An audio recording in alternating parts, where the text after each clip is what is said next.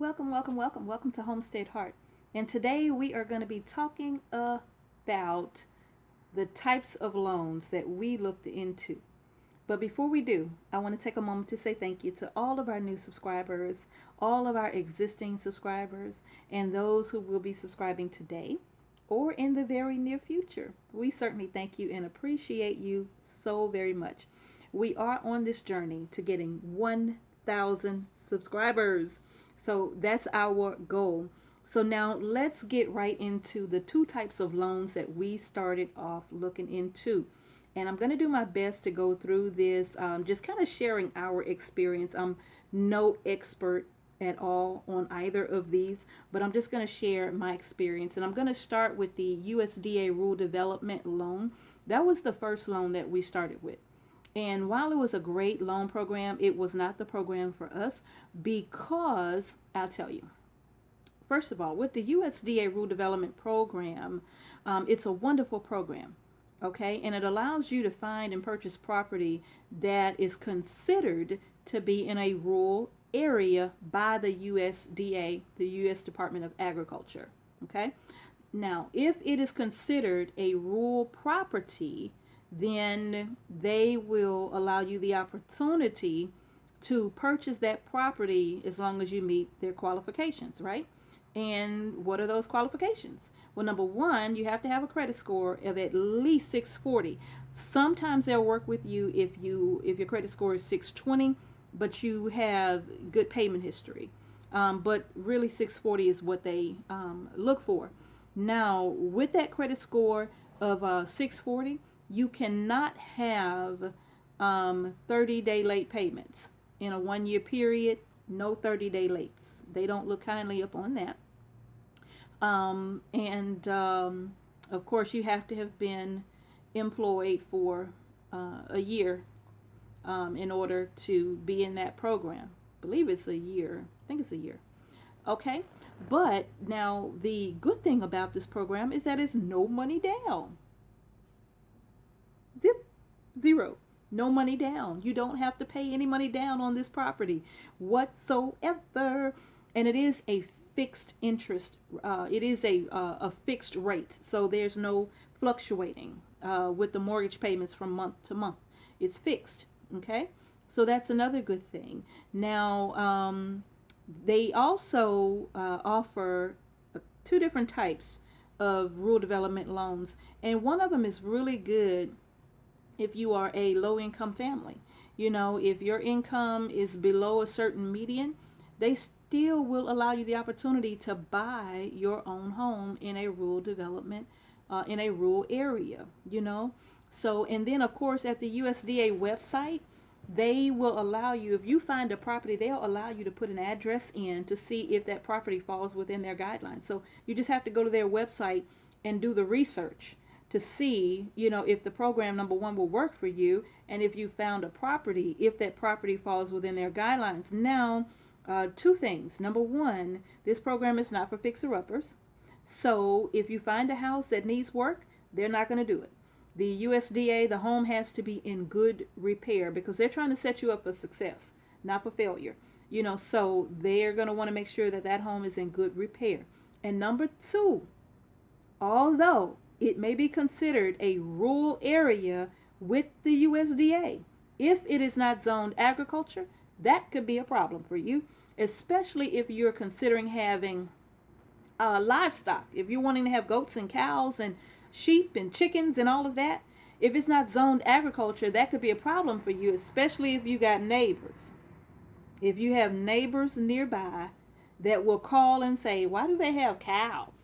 You know, even though you deep in the country, you own 5 acres, and your neighbor can call and say, why do they have livestock? This is not a rural area.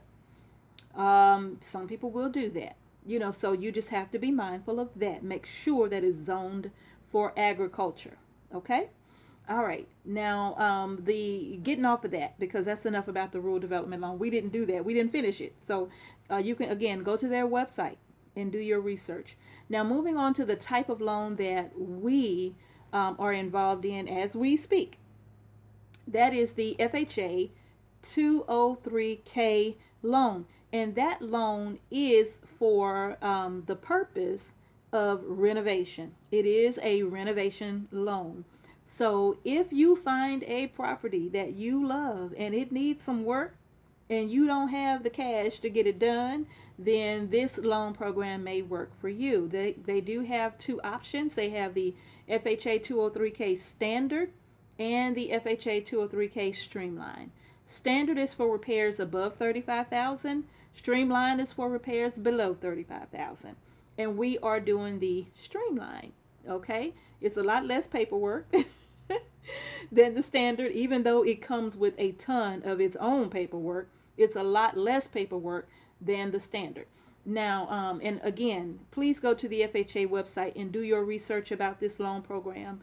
Okay, if that's something that you think you might be interested in doing as well.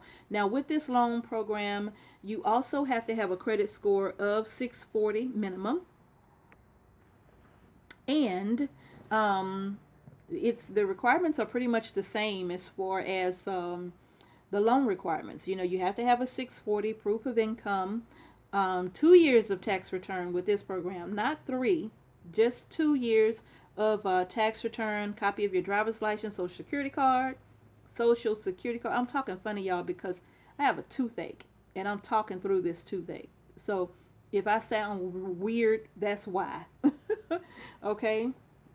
So you do have to have proof of your income, your driver's license, social security card, tax returns. What else? That's all of the minimum things that you have to have right there. Okay. And you do have to have a down payment with the FHA 203K loan, which is 3.5%. So 3.5% down is not a lot of money, you know, depending on the cost of the property that you're purchasing. That is, you know, it's not, you know, it could be quite affordable for you. And then, of course, you know, you get to choose your own contractor, which is what we did. And your contractor cannot be Jim Bob from down the way because he's a good carpenter. Your contractor, if you choose Jim Bob, he has to be licensed. He has to be bonded or insured. He has to have references, you know, that can offer testimony or not write, but somebody that they can call and say, you know, yeah, they did good work for us. You know, so you do have to have a licensed contractor to do the work. And you can have several types of repairs done with the FHA 203K loan. You can get your kitchen remodeled, your floors redone, you can get your bathrooms redone, you can have your garage enclosed, you can have a second story added or an extension to your own home. You know, you can do quite a lot, you know, with this program. Okay, you just can't do what they consider to be luxury items. You know, you can't have a hot tub installed, or you can't have a pool dug out, or a tennis court or a basketball court put in. Those are luxury items, and those do not qualify as home repairs. Okay. Now, one of the things that I will say about this loan is that the appraised value of the house is very important, because this loan, they will loan you up to 110% of the after improved value. Okay, so if the appraiser comes in, if he appraises the house at 100,000, and then you're going to have 35,000 worth of work done, and then he says, okay, after the 35,000 worth of work, it'll appraise for 150,000. Perfect. They will loan you up to 110% of the after appraised value, which means you'll fall right in line with that 100 plus 35,000 in the loan amount. Now, keep in mind that with the FHA 203K standard loan, which is more than 35,000, you are required to get an FHA 203K consultant, and this is a person that basically oversees the work. Now, with a 203K streamline, it's not a requirement. They do recommend it, but it is not a requirement. Okay. And we opted out of that because our contractor We know our contractor, and we know of work that our contractor has done. Not only has he remodeled homes before his company, but he has built homes before. So we are very confident in our contractor and his ability and his team's ability to do the work for us. So we're perfectly fine. We don't need the consultant. We hey, he comes highly recommended. Okay, so I think that's all. I just want to make sure I haven't forgotten anything. I wrote some things down. Just as far as the loan requirements go, you do need a credit score of 640, proof of income, tax returns with W-2s.